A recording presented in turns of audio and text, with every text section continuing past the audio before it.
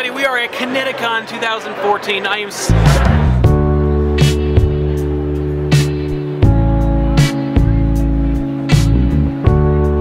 Hey everyone, this is Ben from Little House Online. We're over here at Connecticon. We're having a great time. Come on, let's check out the show. I'm tethered. I can't go anywhere. Let's quit this thing. Just sit down. What kind of crappy department is this? Can't even get wireless mics. They're expensive.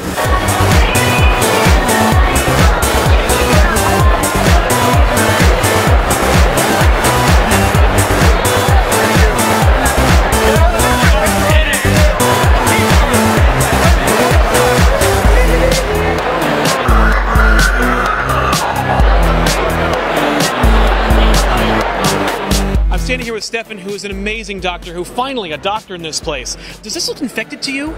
He's not that kind of doctor. So I've been having these dreams about my mother. I'm also not that kind of doctor. And you honestly look more like a guy with daddy issues.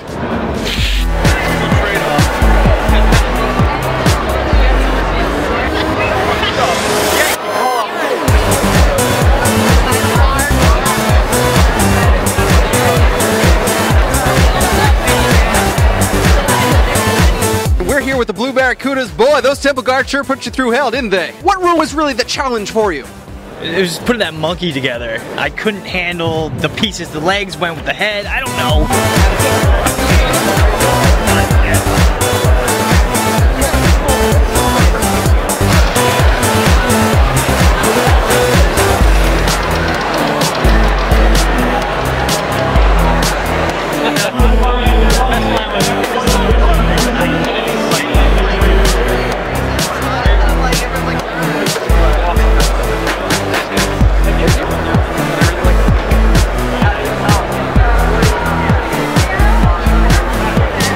Mr. Alan Oppenheimer, the voice of Falkor, the voice of Skeletor, Right. Transformers, Smurfs, everything you can think of from the animation history of my life. It's such a pleasure to talk to you, sir. Thank you, thank you. How are you enjoying the show so far today? I am. I'm glad. I'm looking at all the people here. They're more interesting than I am. Seeing costumes here, most original things. This is quite a convention. Have you had a preference between doing voice work or live action? No, at the time I never had a preference. I like doing it all. Now I'm lazy and retired, so I would prefer to work in my pajamas and my underwear at home and record. So it's an entirely different life. I'm really retired and liking it. I did it from the time I was 15. I did it for 65 years. That's enough. Out of all of your animation work, which would you say is the most, I hesitate to use the word iconic, but I think in your case I'll make that work. So. Well, I think Skeletor's iconic. I agree. He-Man, Masters of the Universe. So with the Smurfs, and I was Vanity Smurf. We did that 9 years. Scooby-Doo, I did Scooby-Dum on Scooby-Doo. Ghostbusters. Prince Valiant, I played Merlin. I can't even remember them all. I have to look at an IMDb and see what my credits are. So, final question: what do you think Skeletor would think about a show like this? I think he'd be very pleased. Also, he would be as insulting as he possibly could be. And let me start with you, Sal.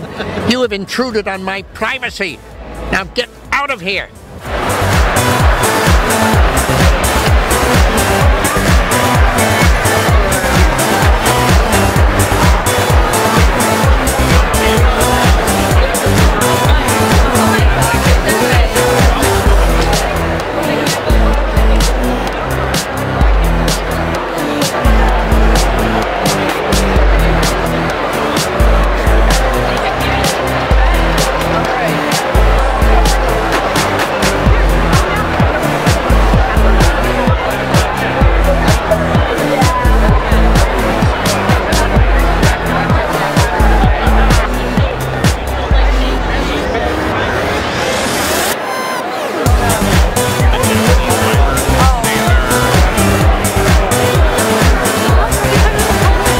This is Noah Hathaway, who's Atreyu in the Neverending Story. I mean, this is amazing. Thank you.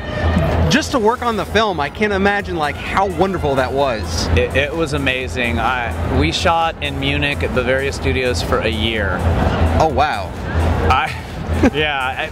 People don't get that these days. I mean, we banged out, I just did a movie, Sushi Girl. We banged that out in, I think, in 19 days or 18 days. So to spend a year shooting something like these days would run you, what, $200-300 million.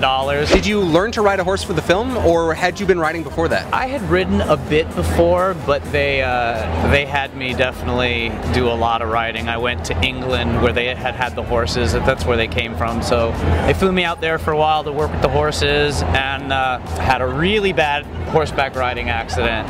Ooh. They had put me on a horse that wasn't.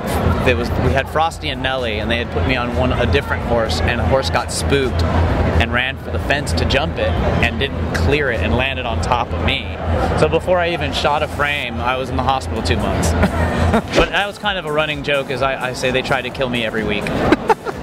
With, the wolf knocked me clean unconscious. Now, that was when it was jumping out of the cave, right? Yeah, it was on a CO2 canister, and it was just they put too much power on it, and they didn't have me in the right place, and he knocked me out cold, like snoring cold, they said. And like a couple hours later, it's like, huh? Did we get it? Yeah, pretty much.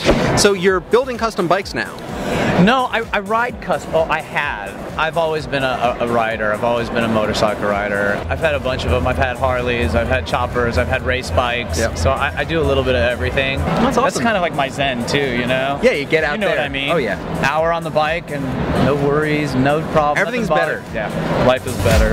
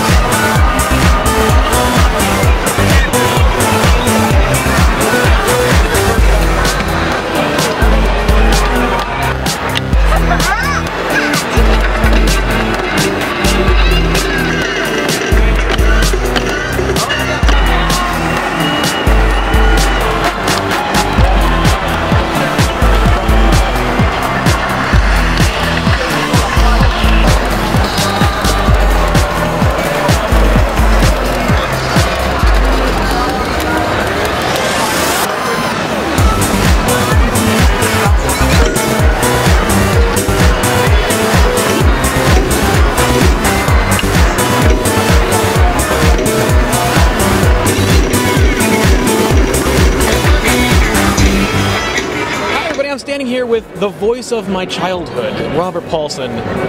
It's great to meet you, man. Thank you, buddy. It's a pleasure meeting you. We talked a little bit off camera about your work on Bravo Man, for Shifty Look and Namco Bandai. How did that originate? Where did that idea, where did that concept come from? How did you get involved? I've done work. I was working with one of the producers who at the time was working at Bandai Namco, a guy named Rob Pareda. Rob called me one day in my car and said, I'm doing this thing. I'm working with Shifty Look, which is an arm of Bandai Namco, and they're going to fund this project. We're thinking about doing a web series called Bravo Man, which is based on an 8-bit character that Bandai Namco still owns. So would you do the voice? I said, sure. And my son happened to know Rob, and they got involved together. So my son, Ash Paulson, was the associate producer on the show. And great cast, me, Jennifer Hale, who's here this weekend, D. Bradley Baker, and Randy Rogel, who wrote United States, Canada, Mexico, Panama, Haiti, Jamaica, Peru, wrote the theme song. So that's how I got involved. We did, I think, 12 episodes for the website, Shifty Look website. It was, I thought, excellent. And but it had its run, and people enjoyed it. You knew it, so it certainly made a bit of an impact. It was great to see you do something that was kind of classic animation, because there was really great animation style, but also something digital, something for the web. Right. Well, it had a 2D feel, but it was done with Flash, with a very late version of Flash. But of course, the music was cool, and the guys who did the music, the background music or the score for the show were excellent, and they're just so well versed in 8-bit game music. And that's become an art form unto itself now. So it was a huge thrill to be part of it. What's next for Robert Paulson? Well, I'm doing more Ninja Turtles. I was Raphael when you were a little kid, and now I'm Donatello on the latest iteration of the show. Go figure. Turtle power indeed. Folks can follow me on Twitter at Yakko Pinky, YAKKOPINKY. Narf. And you can follow me on my podcast, which is Talkin' Tunes, TALKIN''TOONS. It's free on iTunes, and it's really worth a listen because I talk to all the voice actors you want to talk to. And my website, which is robpaulsonlive.com, and you can find out what I'm working on and where I'm going to be and doing a lot more stuff. Rob Paulson, the man, the voice, the legend, thank you so much for talking with us Thank you, today. buddy. It's real fun.